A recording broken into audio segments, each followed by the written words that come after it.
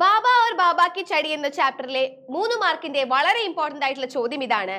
ബാബ और बाबा की छड़ी कविता का ये अंश पढ़े और प्रश्न के उत्तर लिखे. ആ കവിതാംശം ഇങ്ങനെയാണ്.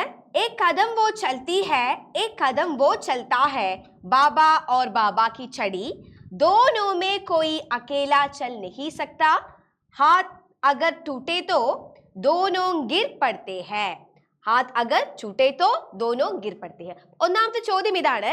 एक कदम वो चलता है, यहाँ वो कौन है? ഇവിടെ वो എന്ന് പറയുന്നത് ഇവിടെ ചൽത്താ ഹെ എന്നുള്ള കാര്യമാണ് നിങ്ങൾ ശ്രദ്ധിക്കേണ്ടത്.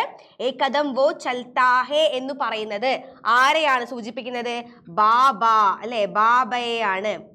ഇനി അതേ ലൈൻ തന്നെ एक कदम वो चलता है എന്നുള്ളത് ബാബയെയും एक कदम वो चलती है എന്നുള്ളത് ആരെയാണ്? ബാബ की ചടിയെയുമാണ് സൂചിപ്പിക്കുന്നത്. അടുത്ത ചോദ്യം, കവിത की ചടി കിൻ കിൻ കെ പ്രതീക് ഹോ സക്തേ ഹൈ. ഈ കവിതയിലെ ചടി എന്നത് എന്തിന്റെയൊക്കെ പ്രതീകങ്ങളാണ്? നോക്കൂ, ഇവിടെ ബാബയ്ക്ക് ചടി എന്നുള്ളത് ആശ്രയ് കാ പ്രതീക് ഹൈ. ആശ്രയ്, ശക്തി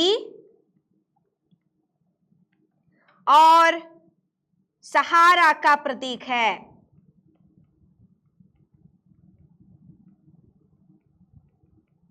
ഓക്കെ, അപ്പൊ ഇത് വളരെ ഇമ്പോർട്ടന്റ് ആണ്. നിങ്ങൾ എല്ലാവരും കൃത്യമായിട്ട് പഠിക്കുക. ലൈക്ക് ചെയ്യുക, ഷെയർ ചെയ്യുക, സബ്സ്ക്രൈബ് ചെയ്യുക. ബൈ.